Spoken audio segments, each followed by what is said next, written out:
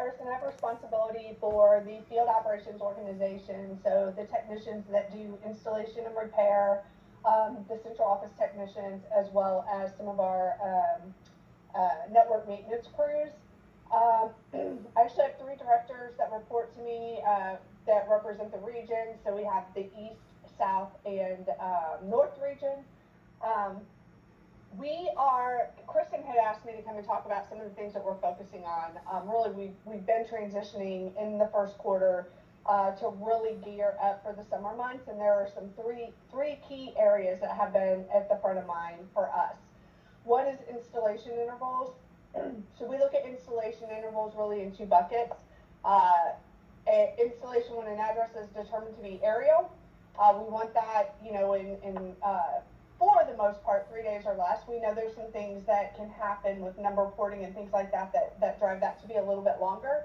But our objective there is 90%, and we're meeting that for the first quarter. So we've seen really good results on our aerial offered intervals. The second part of that is buried intervals. So when the drop is designated as buried, today it's our objectives are around 12 days or less. So we kind of have a tiered approach throughout the year to get that up to the 12 days or less to at 90% by the end of the year. There's a lot of work going on in this realm. Buried drop, to be quite frank, last year it was expected from our engineering build team that about 75% of our addresses would be served with an aerial drop, 25% buried. We're actually seeing, realistically, it's more 65-35.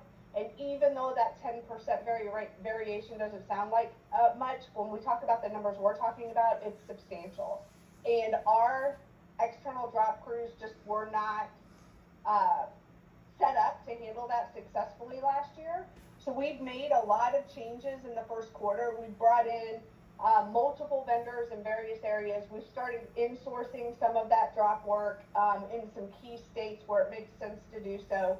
We've implemented a lot of system changes, some that were completed in the first quarter. We still have some others in the pipeline. So a lot of focus kind of on that buried drop interval to get us to a 12-day or less by the end of the year. And just to kind of educate everybody on what's optimal for us from a buried drop, optimal is 7 to 8 days. Like, unless we do something about not having to locate, that's the best it's going to get, because every one of our states actually require that we locate for a buried drop. Locates range anywhere from 48 to 72 hours is the state requirement there. So you have 2 to 3 days right up front you have to wait for locates before the drop vendor can even do anything. So that's why we say best in class is about a 7 to 8 day interval. So that's what we're striving toward. A lot of work going on there. That really kind of, when I talk about buried drop management, that goes, everything that I just outlined is the key areas of focus for that buried drop process. Tech quality and checklist. So one of the things the other thing that we're really transitioning to this year is two kind of key areas. We want our customers to have a consistent installation experience across all of our footprint. So what does that mean? That means everything from technicians call their customers in the morning to let them know about what time they're going to be there. They let them know what they can expect when they get there. When they get to the customer's house, the very first thing they do is talk to the customer, walk them through what's going to happen.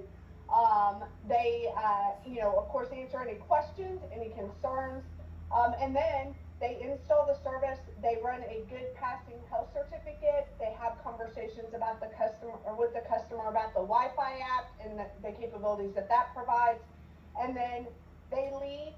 At the end of the day, they call that customer back and say, I'm just calling to make sure that everything is as expected.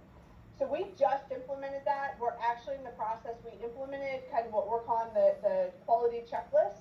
And again, we call those minimum requirements. Every tech is expected to do that on every contact. So we put that in place. We're following it up with a training video that's actually going to be rolled up. It started rolling out in March. It'll continue through April. But we hope that that will not only help us from an install perspective and help us reduce some cancels, but also help us from a customer retention perspective, making sure that we leave that customer with a good working service and that they have clear understanding of how they can get help, and how they can have or they can utilize their tools to self-serve as much as possible as well. So with that, are there any questions? Oh, there we go. Wade's got one.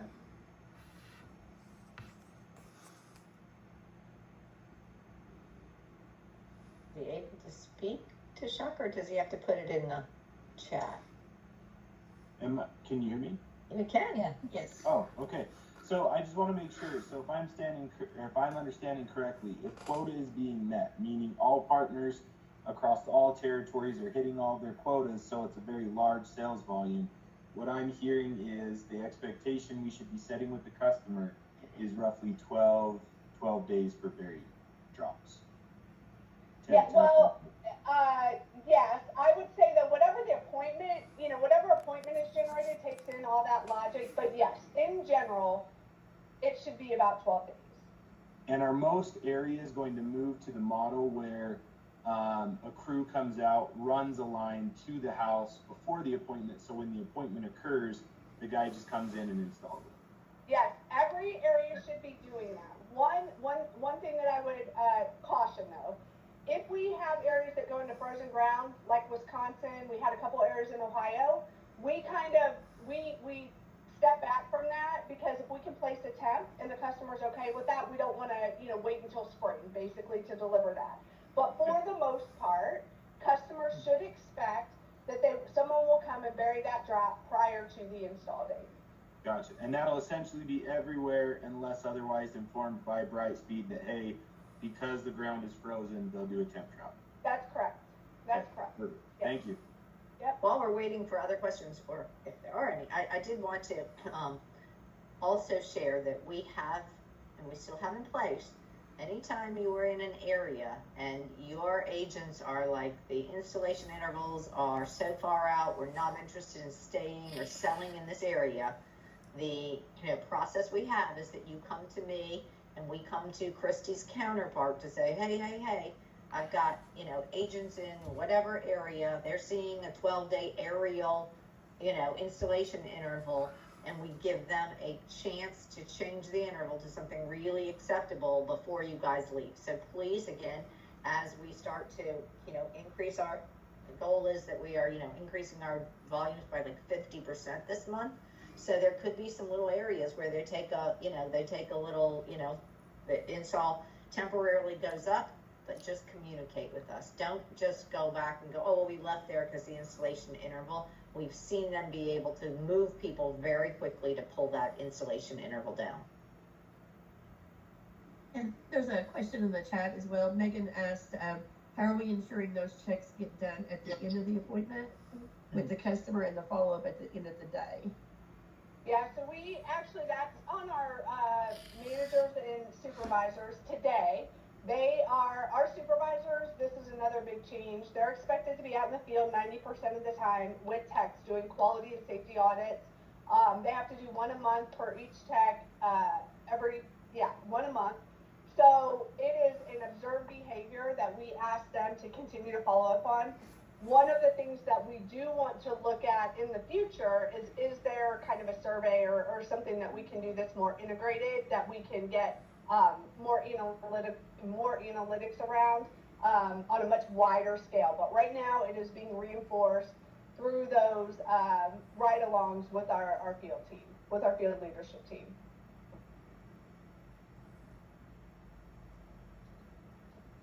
What else? No other questions? Nobody else has, and everybody, let's see. Oh, Megan had a follow-up. If we're hearing from customers this isn't happening, are we wanting that to be reported, or how would you like that to go down? Yeah, you can send that to us. We'll be glad to address it. Send it to your channel manager and they can directly, and we're on with Christy whenever we need to be. So we have direct access to them and their teams. And we have a really good partnership with our operations team, which is great. Oh, Wade's got another one. Yeah, just one other question. We occasionally will have situations where a technician arrives to do the installation. And I'm sure it's just a miscommunication on the customer side. I'm sure they just don't really understand. But it seems to have been a fairly common theme where a technician will start an installation, and if they're not able to complete it, they kind of just leave and move on to the next appointment. I assume that there's some kind of a protocol there where they're supposed to communicate to the customer that, hey, I'm not able to finish your installation, and I'm sure that many technicians do. But we've even had a lot of instances where customers will call the sales reps and they'll say, hey, technician pulled into my driveway, sat there for about 15 or 20 minutes, and then moved on and just left. And I'm sure that what the technician's doing is he's probably thinking, oh, the configuration's not right with the infrastructure, maybe I don't have the proper equipment, so I'm just going to move on and keep up with my schedule. But the problem is the customer doesn't know that. So is there a proper protocol they should be following in that situation? And if that does happen, what should we do to communicate that effectively to Brightspeed to get that fixed? Yeah, so I'm glad you brought that up, Lloyd, because that is the other part of what we rolled out. So for example, you're exactly right. Tech gets out there, they should initially have a contact with the customer, and then if they run into an issue, let's just say there's no light at the DTAP and they are not going to be able to repair it, or they need to refer it to somebody else to repair, they should contact that customer, let them know what they should expect as far as next steps.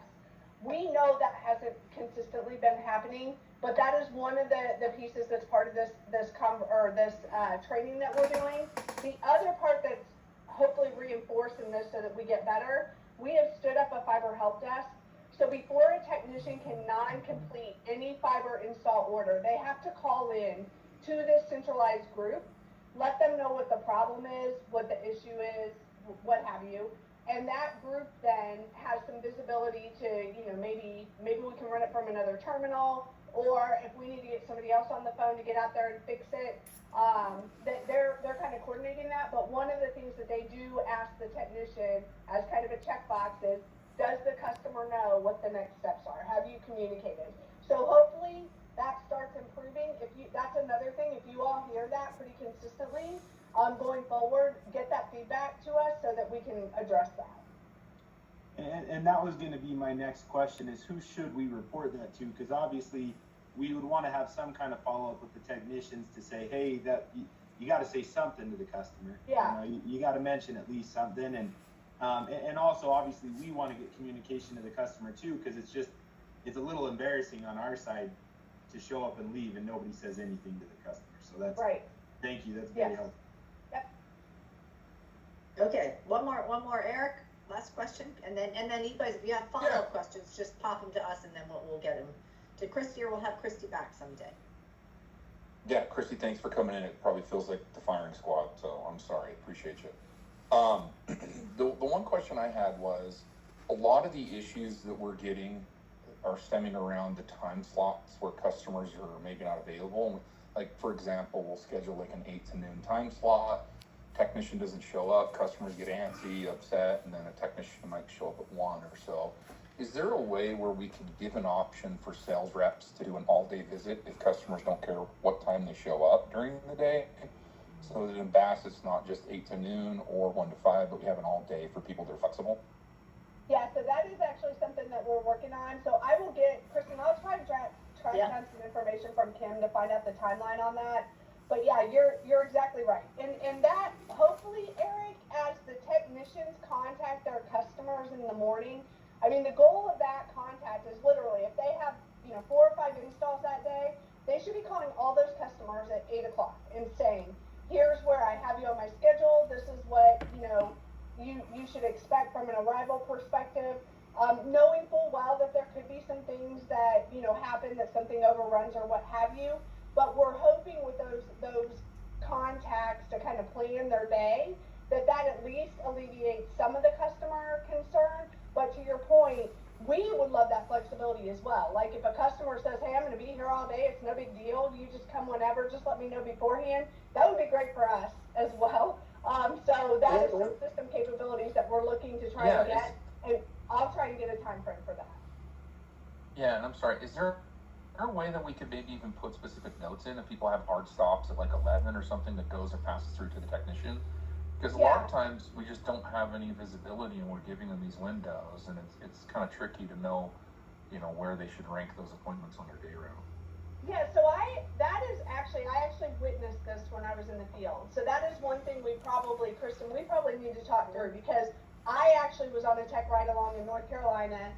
We were at the customer's house, banged on the front door, no answer, no answer, no answer. We were about to no access it, tried calling the customer, no answer.